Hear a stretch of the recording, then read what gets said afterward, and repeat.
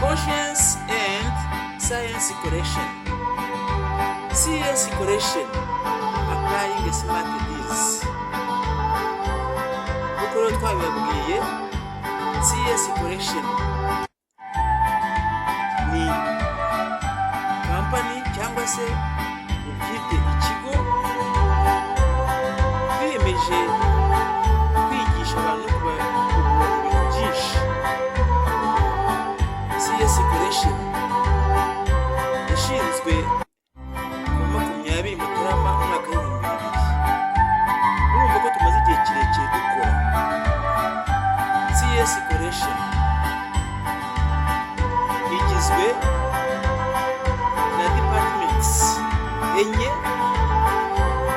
arizo A. RSL, STC, K. RC na VDC. A. RSL bisobanura Rapid School of Languages, kwiga iby'indimi zitandukanye. STC bivuga Smart Technology Center, kwiga iby'ikoranabuhanga. KRC bisobanura Knowledge and Research Center, kwiga iby'ubumenyi n'ubushakashatsi. Na VDC bisobanura Values and Deals Center, kwiga iby'indangagaciro n'imikoro itandukanye. CS Correction rero ni yanyu, ni yacu. CS Correction nkuko mubyumvise, nkuko twabibabwiye, dukora ibintu byinshi bitandukanye.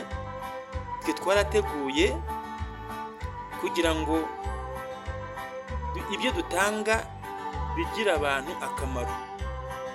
Ntago ari nka bya bindi abantu bicara ngo bashaka kwerekana ko bazi ibintu maze bagakora ibintu by'umwaka umwe 2-3 rimwe na rimwe bituzuye, ugasanga batanga ibintu bituzuye.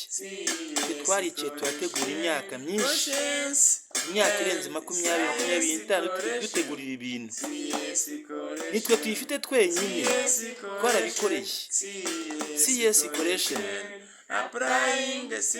turifuza yuko ubu noneho twafatanya kwigira kuri internet, kuri YouTube channel yacu ariyo CS Correction, kugira ngo abantu bige bitabagoye mu buryo butandukanye muri ziriya departments enye nkuko tumaze kuzibasobanurira.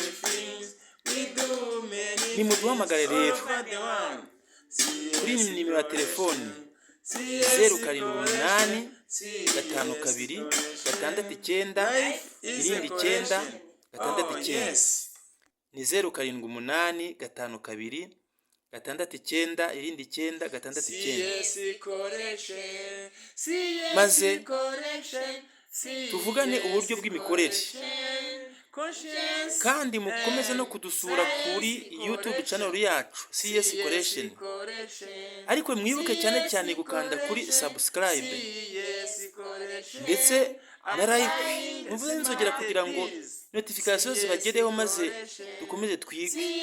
Kuko kugura ibitabo nk'ubu ngubu abantu birabagora, yagiye bibagora, ariko nko kwigira kuri internet biroroshye. Nubwo kugura ibitabo ari byiza cyane, ariko abantu birabagora. Iri koranabuhanga rero rya YouTube rigezweho naryo ryafasha benshi. Niyo mpamvu twiyemeje no kugira ngo tubafashe nyine muri buno buryo.